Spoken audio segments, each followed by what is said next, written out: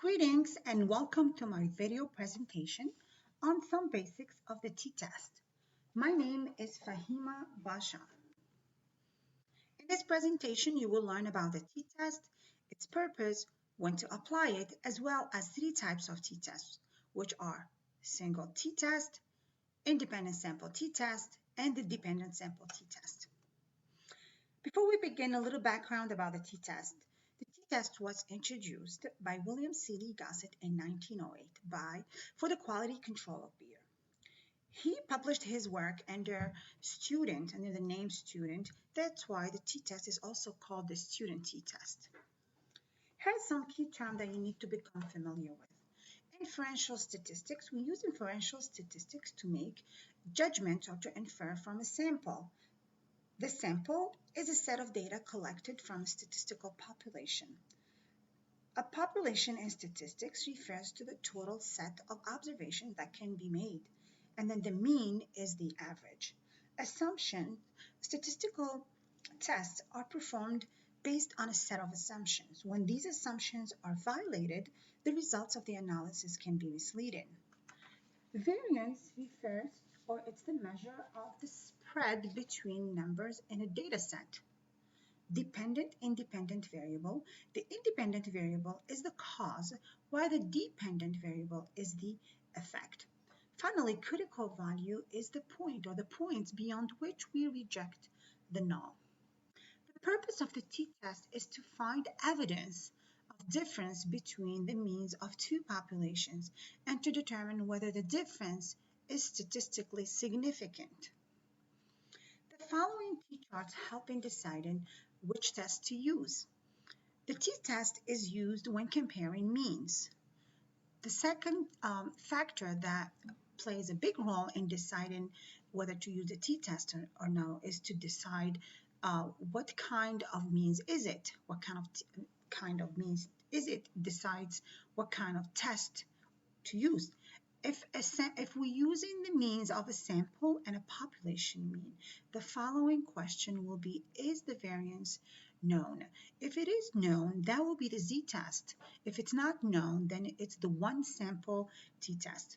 The second branch of this flow chart is when we're comparing two sample means.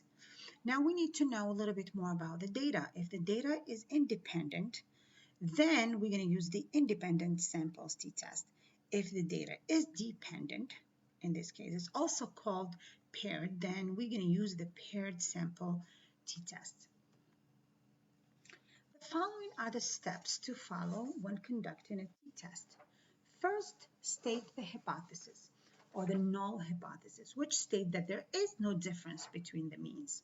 Second, state the level of risk. The level of risk or the risk refers to the level of significance or error associated with the null.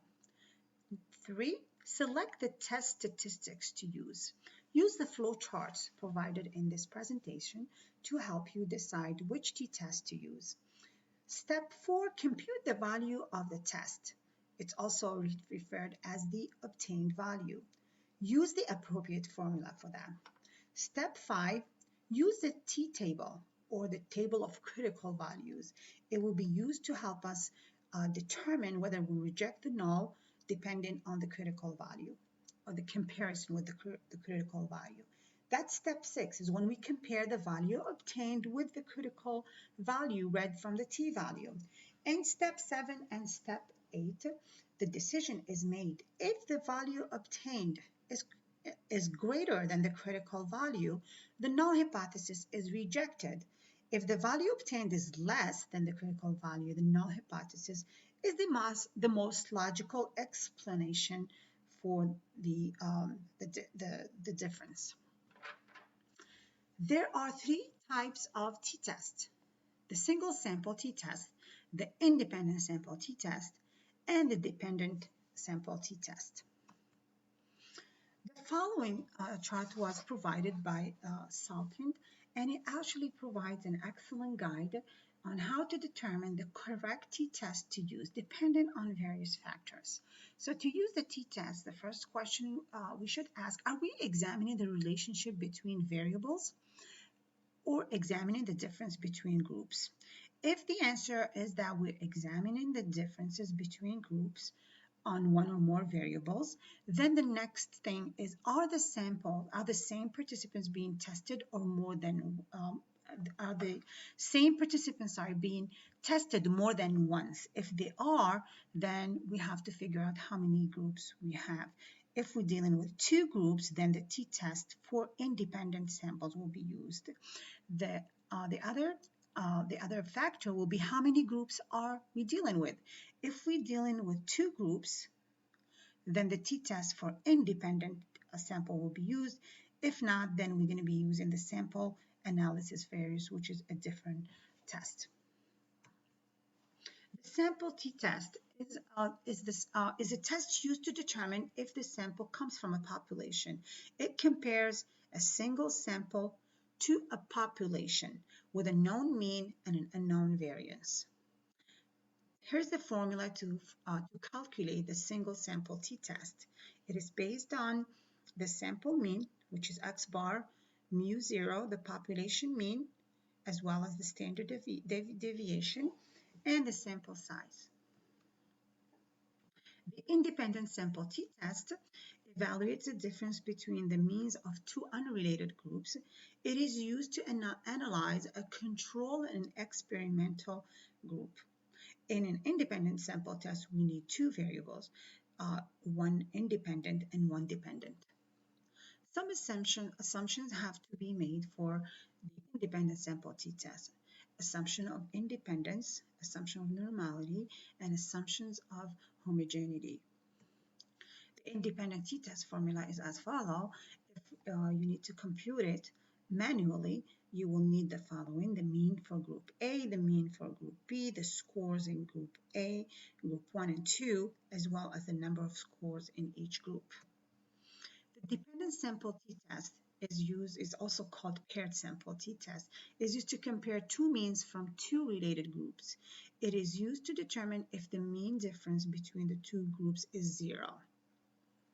And it is used to determine whether each subject is measured twice. There are also some assumptions that need to be made for the dependent sample t-test. First, the dependent variable must be continuous. The observations are independent of one another. The dependent variable should be approximately normally distributed, and the dependent variable should not contain outliers. The formula for the dependent sample t-test is as follows. If needed to be computed manually, we're going to need the difference between groups of scores as well as the number of pairs of observations. Now comes the time for interpretation. To interpret the t-test, we need to use the effect size. The effect size measures how different two groups are from one another using the formula provided here. The formula is based on the mean for group 1 and the mean for group 2 divided by the standard deviation from either group. If the effect size is 0, it means that there is no difference between the groups and that the groups tends to be similar. As you could see, as the effect size gets larger, the lack of overlap or similarity between groups decreases. The guidelines provided below explain the concept of zero, a small effect size ranges from 0.0 to 0.20, a medium effect size from 0.20 to 0.5, and anything larger than 0.50 will have a larger effect size. I think you are ready for some practice with SPSS. Tune in to my next video. Thanks for watching.